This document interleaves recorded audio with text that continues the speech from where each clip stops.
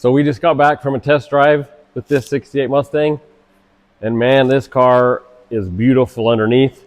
Let's check it out. So starting in the front here, we've got a color matched bed liner. Looks kind of cool.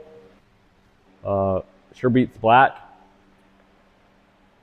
Moving to the oil pan, we got a gloss black oil pan, powder coated sway bars, powder coated suspension pieces, real durable, easy to clean, takes rocks well, good driver.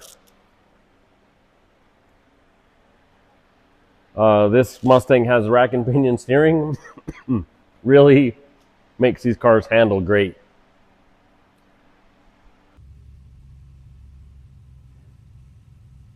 Moving to the transmission, we've got a 6R80 from a F-150. It's a 6-speed automatic in this car.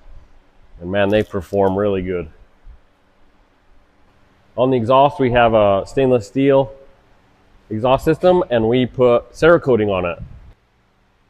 It helps with the look, helps with heat, helps with corrosion. Even though it's stainless steel, I wanted to put a contrasting color on it. I think it looks really well. Going to the chassis brace, we have Chris Alston's Chassis Works stiffening brace kit. Really makes these Mustangs a lot stiffer than they were from the factory. We went with a MagnaFlow muffler on this car. I think it sounds great. Ford 9-inch rear end. We've got a Gear FX driveline in it, or drivetrain in it. We've got a Gear FX ring and pinion kit in it. And man, they work good right out of the box.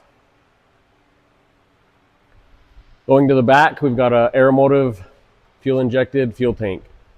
It's got the pump outside the car. I know some of them are inside the car. I like the outside, a lot safer, a lot better.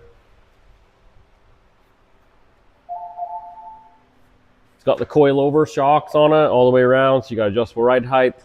You can pick your spring rate. Really dial this car in.